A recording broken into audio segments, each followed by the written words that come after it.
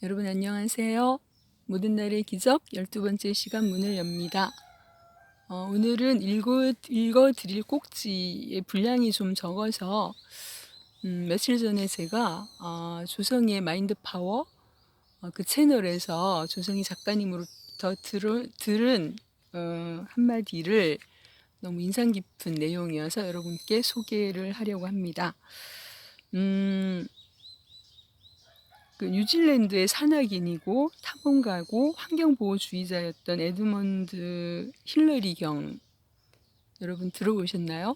저는 처음 들어봤습니다. 이분이 1953년에 셰르파인 텐징 노르가이라는 분이랑 두 사람이서 지구상에서 가장 높은 산인 에베레스트를 정복했다고 합니다. 정복이란 표현은 좀 그런데요. 처음으로 올랐다고 합니다. 그런데 첫 번째 시도했을 때는 실패를 했었는데 그때 기자들이 에드먼드 힐러리 경한테 이렇게 물었다고 합니다. 그렇게 험준한 산인데 포기할 생각은 없습니까? 라고 했더니 아니요, 나는 다시 등반할 겁니다. 처음은 실패했지만 다음은 꼭 성공할 겁니다. 라고 하면서 했던 그 다음 얘기가 너무나 인상적이었습니다. 왜냐하면 에베레스트는 이미 다 자랐지만 나의 꿈은 아직도 계속 자라고 있기 때문입니다. 라고 했다고 합니다.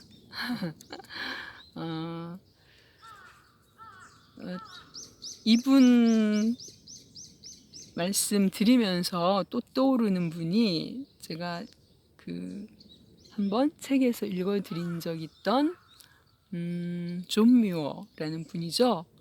이분도 어떤 자신의 꿈에 대한 특별한 언어를 어떻게 표현했는지 여러분 기억나실지 모르겠는데 산으로 된 그 원고의 나머지를 읽기 위해서 뜻을 같이 하는 분들이랑 요세미티 계곡에 같이 모여서 평생을 자연보호에 헌신을 했잖아요. 그 결과로 옐로스톤과 그랜드 캐년에 국립공원이라는 이름을 붙였고, 또 모든 세계 암벽 등반 하시는 분들의 성지가 된 엘케피탄에는 존 뮤어 월을 남겼고, 또 모든 걷는 자들의 성지가 된 존 뮤어 트레일을 또 남겼잖아요. 이렇게 그 개인의 삶뿐 아니라 인류사에서 큰 족적을 남기시는 분들은 그 꿈의 언어부터 참 다르다는 생각이 듭니다. 정말 특별하죠. 그분도 산으로 된 그 원고, 그 한마디 속에 저는 굉장히 마음이 당겨갔었고요. 이분의 힐러리 경의 이 말씀도 굉장히 마음에 남았습니다.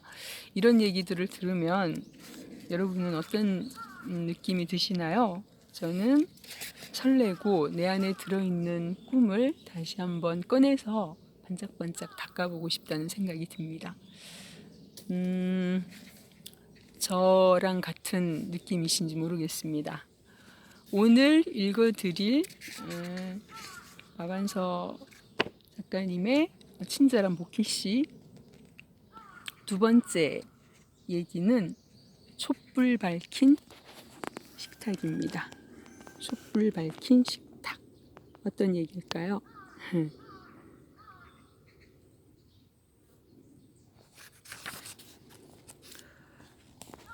나는 초등학교 교장 자리에서 퇴직한 지 5년 남짓 된 늙은이다.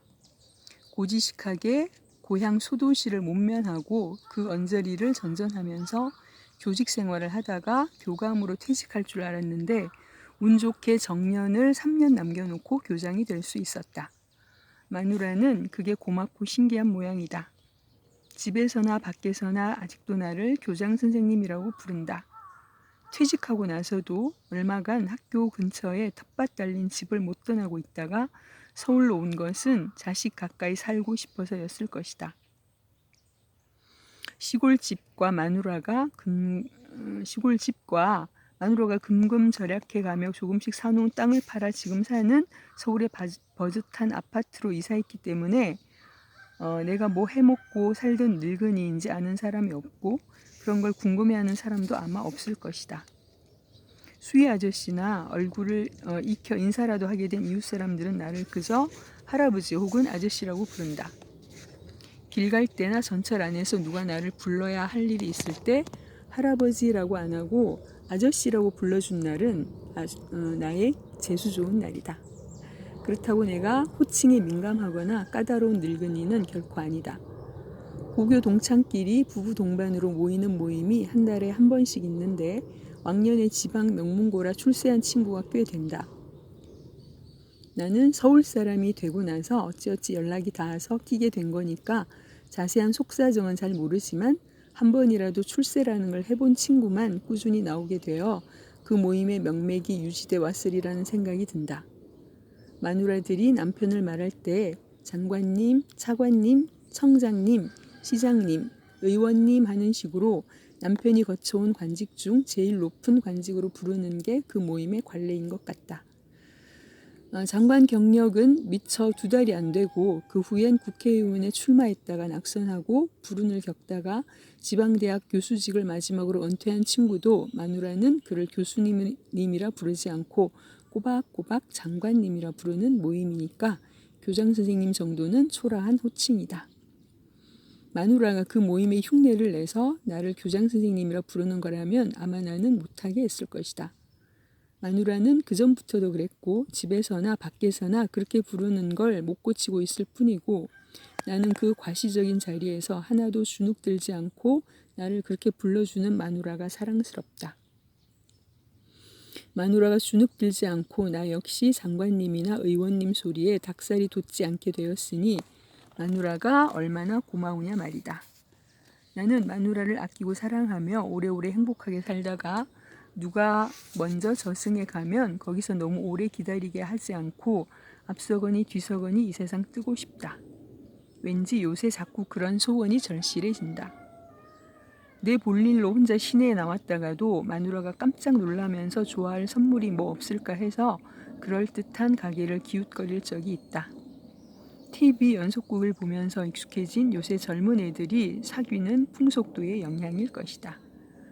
비싸지 않고 예쁘고 앙증맞고 기발하고 생필품이 아니면 좋을 것 같다는 생각을 하면서 선물용의 팬시한 물건들만 파는 가게들이 밀집한 거리를 어정거리다가 양초만 전문적으로 파는 가게 앞에서 걸음을 멈추었다. 나도 모르게 밀고 들어간 유리문이 가게 전체의 폭이고 깊이는 그보다 훨씬 더 된다고 해도 전체 넓이가 1평 정도밖에 안 되는 작은 가게였다. 작은 공간을 최대한 이용한 선반과 진열장을 아기자기하게 채운 초들은 불을 켤 수 있는 초라기보다는 보기만 해도 즐거운 점토나 밀랍으로 만든 조형물처럼 보였다. 색채도 가지가지거니와 모양도 물에 띄울 수 있는 작은 연꽃 모양으로부터 성탄절 장식용인지 팔뚝만한 원통 속에 창을 내고 그 안을 들여다보면 구유에 누운 아기 예수가 들어앉아 있는 촉까지 아이디어도 다채로웠다. 어려서 어머니를 따라 절에 가던 생각이 났다. 나는 손이 누나보다 10살 아래 막내이자 외아들이었기 때문에 어머니는 내 수명 장수를 빌러 절에 다니셨다.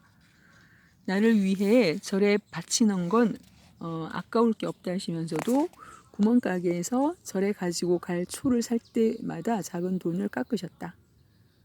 길쭉한 남색 갑에 양초가 6개씩 들어있었다. 어머니는 한 갑을 사가지고 가서 2자루만 부처님 앞에 켜고 나머지는 절에 놓고 오셨고 딴 신도들도 다들 그렇게 하는 것 같았다. 나머지 그 많은 초들을 절에서는 어디에 무엇에 쓸까? 혹시 되파는 게 아닐까? 푼돈도 어려운 시절이었기 때문인지 나의 소년 시절은 상상력조차 이렇게 메마르고 빈핍했다. 가슴이 알싸하면서 맥없이 눈물이 핑 돌았다.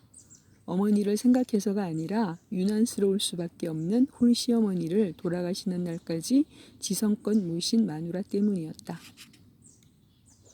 소녀들이 지저귀듯이 명랑하게 떠들며 몰려 들어왔다. 통로는 소녀들을 비집고 나가기도 불편한 너비였다. 나는 얼른 아까부터 눈여겨보던 소년소녀의 머리 꼭대기로 심지가 나와 있지 않으면 그냥 귀여운 인형처럼 보이는 양초를 한 쌍 샀다. 오늘은 집안의 전깃불을 다 끄고 이 촛불만 밝히고 우리 둘이서 오붓하게 저녁을 먹자고 하면 마누라는 알아들을까? 알아듣는 것보다 더 어려운 것은 받아들이는 일일 것이다. 우리 부부가 낯선 서울로 이사 온 것은 오랫동안 떨어져 살던 아들 내외와 가까이 살고 싶어서였다.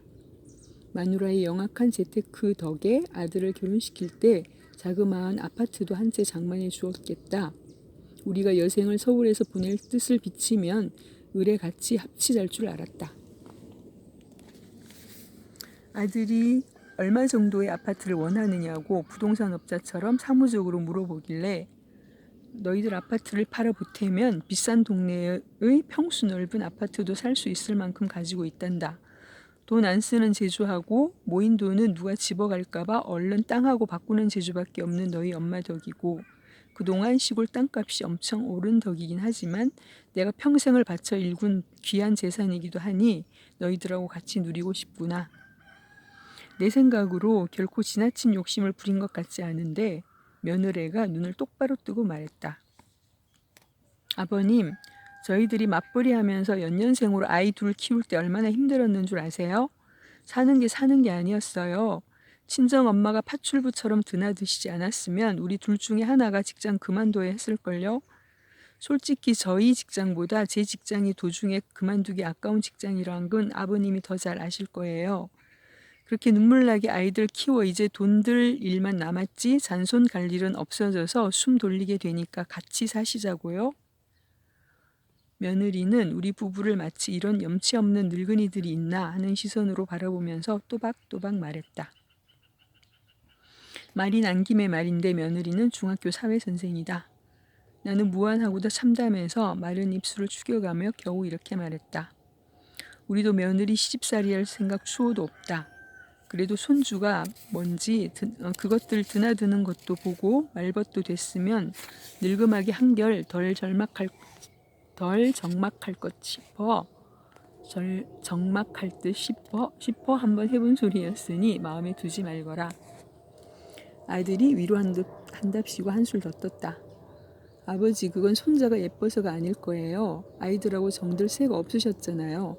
직업병일 거예요. 평생 아이들하고 같이 사셨으니까 아이들이 빠진 생활을 상상을 못 하시는 거죠. 이런 쓸개 빠진 머저리 녀석 같으니라고. 그래도 며느리가 한결 다부진 데가 있었다.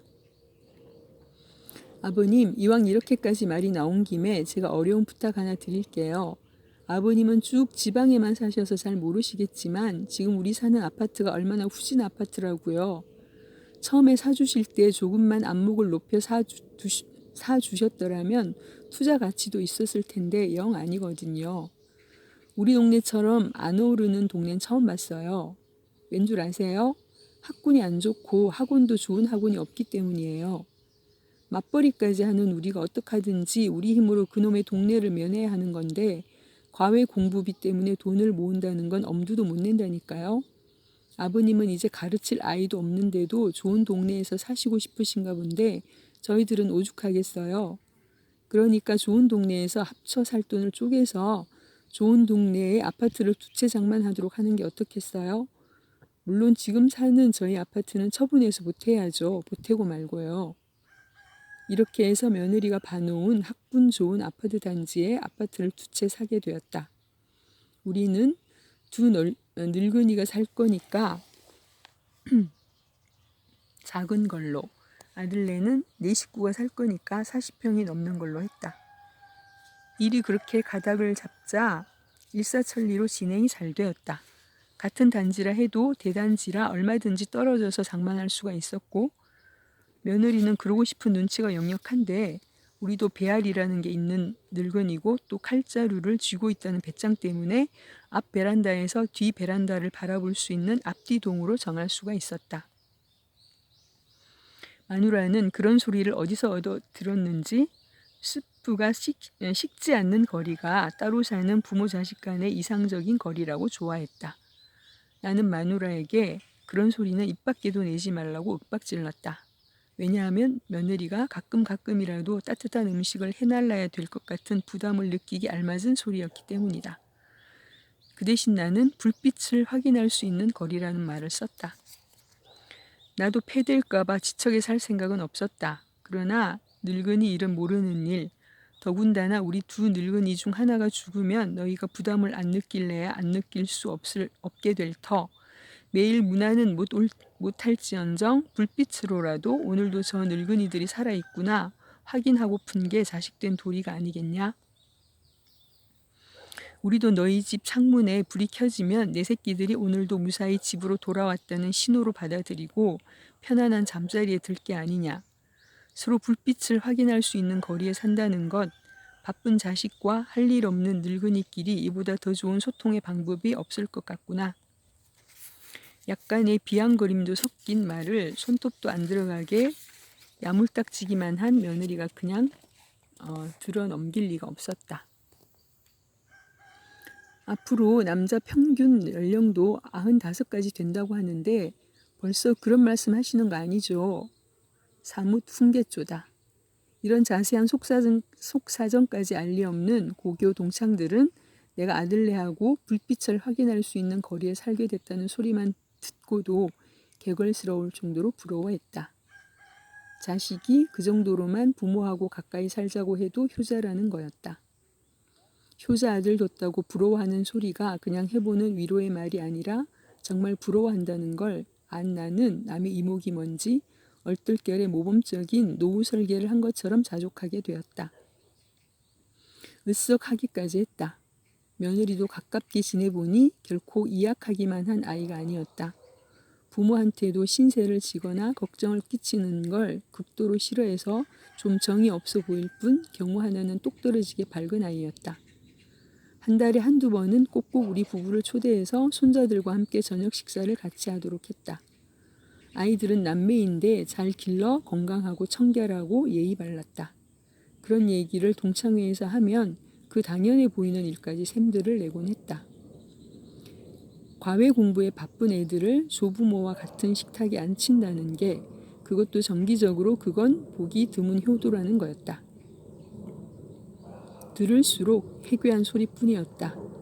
아무리 촌 구석에 있었다고는 하나 화전을 일구다 온 것도 아니고 지리산 골짜기에서 서당 선생을 하다 온 것도 아니고 현존하는 이 세상에 나가 사람 노릇을 하는데 지장이 없을 만큼의 기본적인 인성교육을 시키는 곳에 장으로 있다 온 사람이 도저히 납득할 수 없을 만큼 어떻게 이렇게 고약하게 이 세상이 변했단 말인가.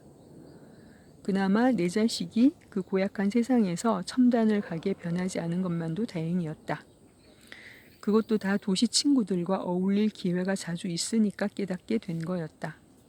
그러나 남이 부러워하고 좋다고 하니까 나도 좋은 줄 안 건 오래가지 않았다. 사람의 오관 중 가장 정직한 입맛이 먼저 입 바른 소리를 하기 시작했다.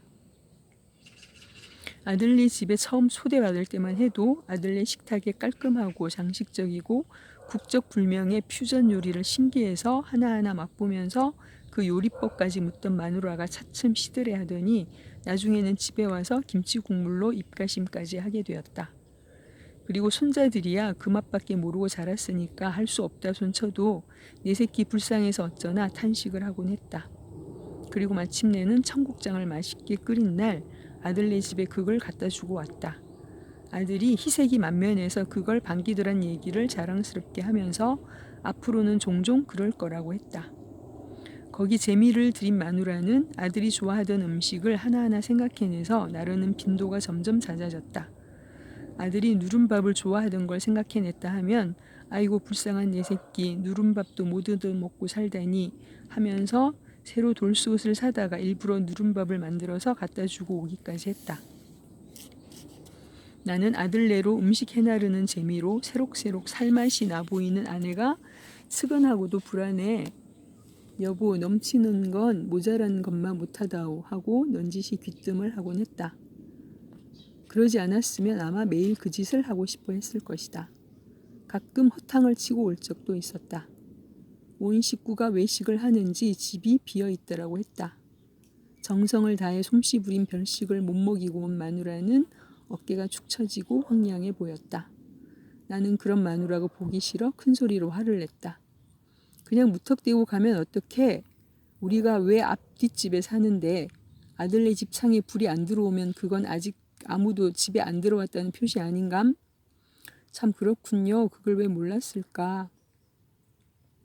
마누라가 다시는 허탕치는 일이 없도록 마누라가 아들을 위한 별식을 만드는 동안 나는 베란다에 나가 아들네 집 창문의 불빛을 살피는 역할을 맡게 되었다.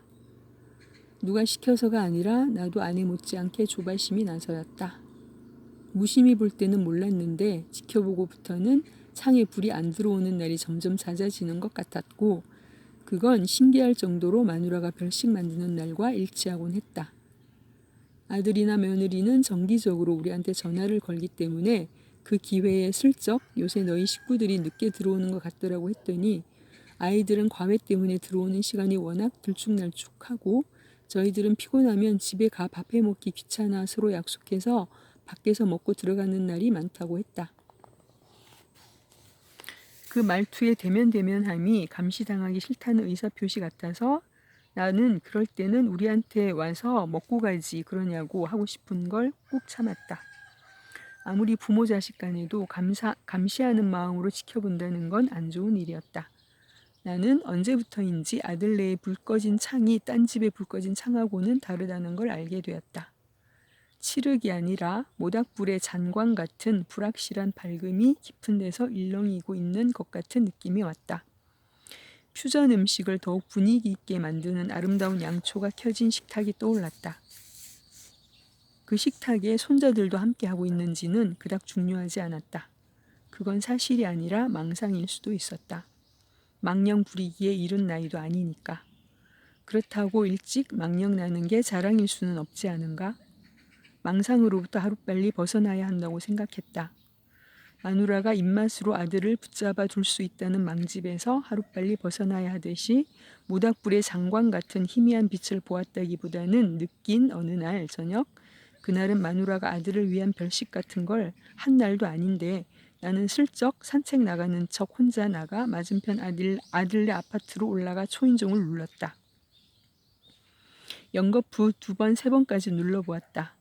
아무도 문을 열어주지 않았지만 나는 느낌으로 안에서 웅성대는 인기척과 현관문에 달린 동그란 렌즈가 비정한 외눈으로 변하는 걸 알았다. 확인된 바 없는 느낌은 마누라에게 함부로 말하는 게 아니다.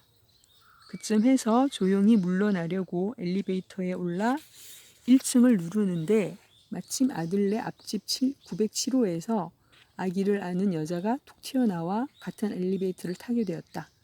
여자가 부침성 있게 미소 짓길래 나도 답례로 무슨 말이든지 해야 할 것 같아 908호 아직 아무도 안 들어왔나 보죠? 하고 내가 할 일이 없어 엘리베이터나 타고 오르락 내리락 하는 실없는 늙은이가 아니라 당당하게 908호에 볼 일이 있어서 왔다 간다는 표시를 했다. 앞집 선생님이요? 들어오셨는데 방금 전에 저희 집으로 파 한 뿌리 얻으러 오신걸요. 마누라도 알 건 알아야 한다. 하나 나처럼 충격적으로 알게 하고 싶진 않다. 우리도 젊은이들처럼 무드 한번 잡아봅시다. 이러면서 온 집안의 전깃불을 다 끄고 소년 소녀가 마주보고 생긋 웃는 형상의 아름다운 한 쌍의 양초로 식탁을 장식한다면 알아들을까? 마누라에게는 알아듣는 것보다 받아들이기가 더 어려울 것이다. 쇼윈도에 비친 내 모습이 2개의 양초밖에 안 들었다기에는 너무도 무겁게 처져 보였다. 이렇게 끝이 나는 이야기입니다. 촛불 밝힌 식탁. 들으시면서 어떤 생각이 드셨나요? 제 안에서도 찔리는 것들이 많습니다. 각자의 몫으로 그 느낌은 가져가야 할 것 같습니다. 숲속 아지트는 지금 좀 흐려서 빗방울이 한두 방울 떨어지고 있습니다. 오늘도 얼른 집으로 가야 할 것 같습니다. 오늘은 여기까지 인사를 드려야 할 것 같습니다. 여러분 들어주셔서 감사합니다. 안녕히 계세요.